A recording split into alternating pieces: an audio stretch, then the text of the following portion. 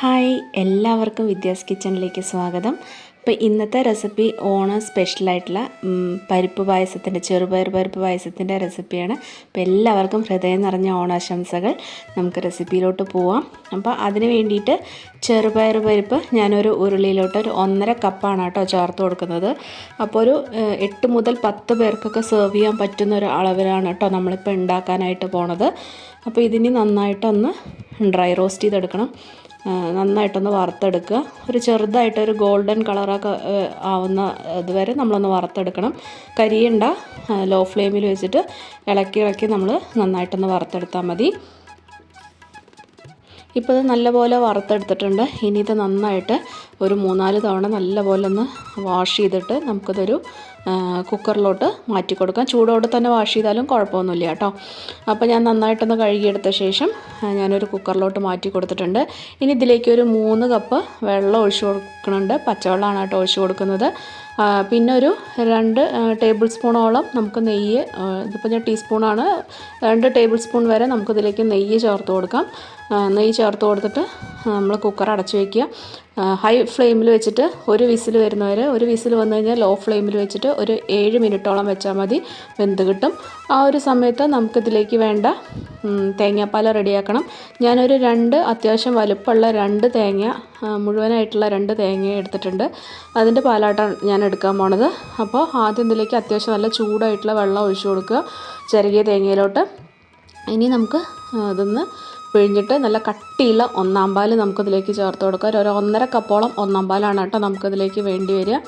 അപ്പോൾ പാലിൻ്റെ അളവ് കുറച്ച് ഒരു 1.25 കപ്പായാലും കുഴപ്പമൊന്നുമില്ല. 1.5 മുതൽ 1.25 കപ്പിൻ്റെ ഉള്ളിൽ നല്ല അത്യാവശ്യം കട്ടിയുള്ള തേങ്ങാപ്പാൽ തന്നെ നമ്മളിതിലേക്ക് എടുത്ത് വയ്ക്കുക കേട്ടോ 1-ാം പാലായിട്ട്.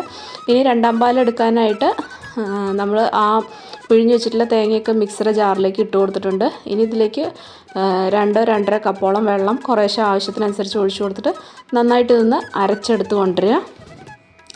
ഇതിന് അരച്ചെടുത്ത് കൊണ്ടുവന്നിട്ടുണ്ട്. ഇത് നമുക്ക് പാല് നന്നായിട്ട് പിഴിഞ്ഞിട്ട് മാറ്റി വയ്ക്കണം. പിന്നെ നമുക്ക് ഈ പിഴിഞ്ഞ ചണ്ടി നമുക്കിനി ആവശ്യമില്ല, അത് നമുക്ക് കളയാം കേട്ടോ. അപ്പോൾ ഇത് നന്നായിട്ട് ഇങ്ങനെ പിഴിഞ്ഞിട്ട് 2-ാം പാൽ എടുത്ത് വയ്ക്കണം. ഏകദേശം ഒരു 3 കപ്പോളം 2-ാം പാലാണ് കേട്ടോ ഞാനിവിടെ എടുത്ത് വെച്ചിട്ടുള്ളത്. 1.5 കപ്പ് 1-ാം പാലും 3 കപ്പോളം 2-ാം പാലും ഞാനിവിടെ എടുത്ത് വെച്ചിട്ടുണ്ട്. പിന്നെ ഇതിലേക്ക് വേണ്ടത് ഒരു 300 ഗ്രാം മുതൽ 400 ഗ്രാം വരെ ശർക്കര നമുക്കിതിലേക്ക് ആവശ്യമുണ്ട്. ഞാനിവിടെ പൊടിയാണ് എടുത്തിട്ടുള്ളത്. അതിലേക്കൊരു 1/2 മുതൽ 3/4 കപ്പോളം വെള്ളം ഒഴിച്ചിട്ട് നമുക്ക് നന്നായിട്ടൊന്ന് ഉരുക്കിയെടുക്കണം. ശർക്കര ഒരു നൂൽ പരുവോ അങ്ങനെയൊന്നും ആവണ്ട. കട്ടയും കഷ്ണങ്ങളും ഒക്കെ ഒന്ന് ഉടഞ്ഞിട്ട് നന്നായിട്ടൊന്ന് അലിഞ്ഞു വന്നാൽ മാത്രം മതി കേട്ടോ. അപ്പോൾ ഇത് നന്നായിട്ടൊന്ന് അലിഞ്ഞു വന്നിട്ടുണ്ട്. ഇതോടെ മാറ്റി വെച്ചിട്ടുണ്ട്. ഇപ്പോൾ പരിപ്പ് നന്നായിട്ടൊന്ന് വെന്തിട്ടുണ്ട്. ഞാനതൊരു ഉരുളിയിലോട്ട് മാറ്റി കൊടുത്തിട്ടുണ്ട്. ജസ്റ്റ് ഒന്ന് കയ്യിൽ വെച്ചിട്ടൊന്ന് ഉടച്ചു കൊടുത്തിട്ടുണ്ട്. ഇനി നമ്മൾ നേരത്തെ എടുത്ത് വെച്ചിട്ടുണ്ടായിരുന്ന ശർക്കരപ്പാനി നമുക്കതിലേക്ക് അരിച്ചിട്ട് ചേർത്ത് കൊടുക്കുക. അങ്ങനെ ശർക്കരപ്പാനിയിൽ കല്ലും അഴുക്കൊക്കെ ഉണ്ടാവും. അപ്പോൾ അരിച്ചിട്ട് തന്നെ ചേർത്ത് കൊടുക്കണം. അപ്പോൾ ആദ്യം ഞാൻ മുഴുവനായിട്ട് ചേർത്ത് കൊടുത്തിട്ടില്ല. നമുക്ക് മധുരം നോക്കിയിട്ട് അതിനനുസരിച്ച് ചേർത്ത് കൊടുക്കാം കേട്ടോ. അപ്പോൾ ശർക്കര കൂടി ചേർത്ത് കൊടുത്തിട്ട് നന്നായിട്ടൊന്ന് മിക്സ് ചെയ്യുക. അപ്പോൾ നല്ല പോലെ മധുരം വേണമെന്നുള്ളവർക്ക്, അതല്ല നല്ല ഇതായിട്ടുള്ള മധുരം വേണമെന്നുള്ളവർക്ക് 400 ഗ്രാമോളം ശർക്കര ചേർത്ത് കൊടുക്കേണ്ടി വരും. അല്ല ഒരു പാകത്തിനാണ് മധുരം വേണ്ടെന്നുള്ളവർക്ക് 300 ഗ്രാം ശർക്കര മതിയാവും കേട്ടോ. പിന്നെ ചില ശർക്കരയ്ക്ക് മധുരം കൂടുതലായിരിക്കും, കുറവായിരിക്കും. അപ്പോൾ അതിനനുസരിച്ചൊക്കെ വ്യത്യാസങ്ങൾ വരും കേട്ടോ. അപ്പോൾ ഞാൻ ആ ഉരുക്കി വെച്ചിട്ടുണ്ടായിരുന്ന ശർക്കര മൊത്തത്തിൽ ചേർത്ത് കൊടുത്തു. ഏകദേശം ഞാനൊരു 325 ഗ്രാമോളം ശർക്കരയാണ് കേട്ടോ അതിലേക്ക് ചേർത്ത് കൊടുത്തിട്ടുള്ളത്. അപ്പോൾ നിങ്ങളുടെ പാകം നോക്കിയിട്ട് നിങ്ങൾ അതിനനുസരിച്ച് ചേർത്ത് കൊടുക്കുക. ആദ്യം തന്നെ ഒന്നിച്ചങ്ങോട്ട് ഒഴിച്ചു കൊടുക്കണ്ട. ഇനി ഈ ശർക്കരയും ഇതെല്ലാം കൂടി നന്നായിട്ടൊന്ന് യോജിച്ച് വരട്ടെ. ഈ പരിപ്പിൽ ഈ ശർക്കരയൊക്കെ നന്നായിട്ട് പിടിച്ചിട്ട് നന്നായിട്ടൊന്ന് യോജിച്ച് വന്ന ശേഷം ഒരു 10 മിനിറ്റൊക്കെ എടുക്കും കേട്ടോ. അതിനുശേഷം നമുക്ക് ഈ 2-ാം പാൽ ഇതിലേക്ക് ചേർത്ത് കൊടുക്കുക. നമ്മൾ നേരത്തെ പിഴിഞ്ഞ് വെച്ചിട്ടുണ്ടായിരുന്ന 2-ാം പാൽ ചേർത്ത് കൊടുക്കുക. ചേർത്ത് കൊടുത്ത ശേഷം നന്നായിട്ടൊന്ന് ഇളക്കി കൊടുക്കുക. ഇതിനി നല്ലാണ്ട് വെട്ടി തിളപ്പിക്കേണ്ട. നന്നായിട്ട് ഇങ്ങനെ ഇളക്കി കൊടുത്തിട്ട് തന്നെ നമ്മൾ നന്നായിട്ടത് വറ്റിച്ചെടുക്കുക. കാരണം കൂടുതൽ നേരം നല്ലോണം വെട്ടി തിളപ്പിച്ച് കഴിഞ്ഞ് കഴിഞ്ഞാൽ ചിലപ്പോൾ ഇങ്ങനെ പിരിഞ്ഞ പോലെ ഇരിക്കും.